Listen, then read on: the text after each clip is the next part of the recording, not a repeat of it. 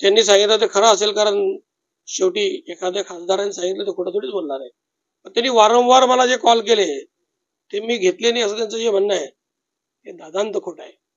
राहिला महत्वाचा प्रश्न, त्यांचे आमचं कम्युनिकेशन असतं तर कार्यकर्ते कशाला नाराजी व्यक्त केली असती. ग्रामीण भागामध्ये खाली ग्रामीण पातळीवर काम करत असताना कार्यकर्त्याला त्या आमदारांचा किंवा त्या खासदाराचा सपोर्ट लागत असतो. ते काम विकास कामं करत असताना ग्रामपंचायतीचे अनेक सरपंच आमचे आहे, तिथे 1 रुपयाचं काम यांच्याकडून झालेलं नाही. आणि जे नाराजी काल व्यक्त होती ते कार्यकर्त्याच्या माध्यमातून, ती पण नाराजी मी त्यांना त्या पद्धतीने सांगितलेली आहे. आणि राहिला मुख्यमंत्री महोदयांचा विषय, तो शिवसेनेचा कार्यक्रम होता. शिवसेनेच्या कार्यक्रमामध्ये काय इतर पक्षाचा संबंध नव्हता. आणि राहिला विषय खडसे आणि माझा वाद आहे. खडसे साहेबांचे माझे जे आजपासून 30 वर्षाहून गेल्या 30 वर्षापासून आम्ही तात्विक विचार भांडत आलेलो आहे. त्याच्यामध्ये यांनी मधल्या काळामध्ये केळी पीक विम्या संदर्भामध्ये डायरेक्ट माझं नाव घेऊन चर्चा केलेली आहे की चंद्रकांत पाटलांमुळे केळी पीक विम्या संदर्भामध्ये अडचणी आल्या. असा कोणताच विषय नसताना अशा पद्धतीने माझी बदनामी करण्याचा प्रयत्न महायुतीतल्या एका खासदाराकडून होतोय, हे योग्य आहे का? मग मी कधी यांचं नाव घेतलं? आजपर्यंत कधी यांचं नाव घेतलेलं नाही किंवा मी यांच्या विरोधात बोललेलो नाही. राष्ट्रवादी आणि माझा जो वाद आहे, म्हणजे खडसे साहेबांचा माझा जो वाद आहे, तो वाद चालत आलेला वाद आहे. आणि ठीक आहे, या सोल्युशन निघण्याच्या संदर्भातला विषय नाही आहे. आणि त्यांना योग्य वेळी जे उत्तर द्यायचं असेल तर ते उत्तर मी ऐकून घ्यायला आणि त्याला परत ती उत्तर द्यायला चंद्रकांत पाटील तेवढा सक्षम आहे. चंद्रकांत पाटील कोणत्याच धमक्या गिमक्याला कधी घाबरलेला नाही आणि कधी घाबरणार नाही. त्यांच्याकडे ज्या पद्धती उत्तर देईल त्याच पद्धतीत थोडं उत्तर चंद्रकांत पाटलाकडून त्यांना निश्चितच मिळेल, तेव्हा शंका नाही.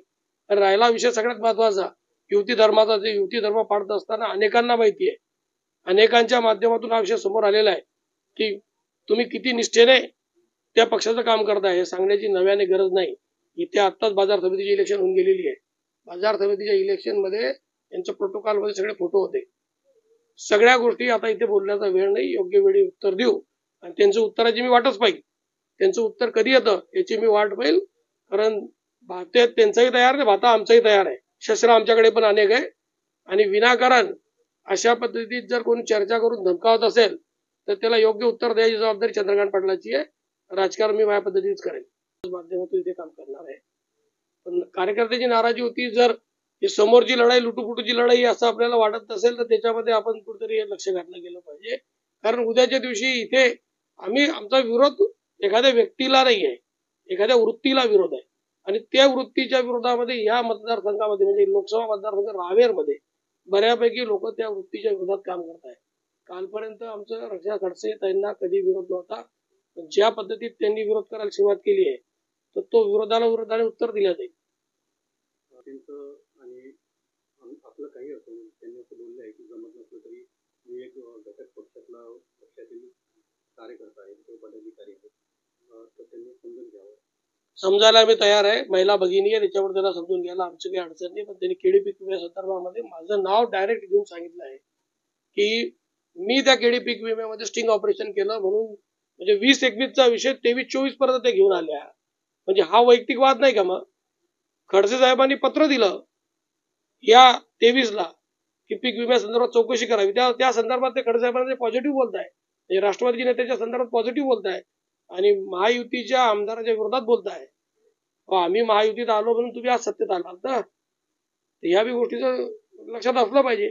आणि काही कारण नसताना मला बदनाम करण्याचा प्रयत्न तुम्ही करत असाल ते नाही चालणार. तुम्ही जर तुमची फक्त बाजू मांडणार असाल की मला विरोध, मी कधीच कोणाला विरोध करायला मी बसलो नाही. मी धोरणात्मक पद्धतीने काम करतो आणि विकासाच्या बाजून चर्चा करतो, वैयक्तिक वादात जात नाही. खडसेंनी माझे त्या कोणत्या आक्रोश मोर्चामध्ये माझ्या वडिलांपर्यंत गेले तरी मी कधी बोललो नाही, कुटुंबापर्यंत गेले तरी कधी बोललो नाही. मी तत्वसत्व ठेवून काम करण्याचा प्रयत्न करणारा एक साधारण कार्यकर्ता आहे. पण एखाद्या घराणेशाहीमध्ये जर मला कोणी ओढण्याचा प्रयत्न करत असेल तर निश्चितच त्याला त्याबद्दल उत्तर दिलं जाईल आणि होणाऱ्या प्रत्येक परिणामाला जबाबदार राहण्याची तयारी माझी आहे.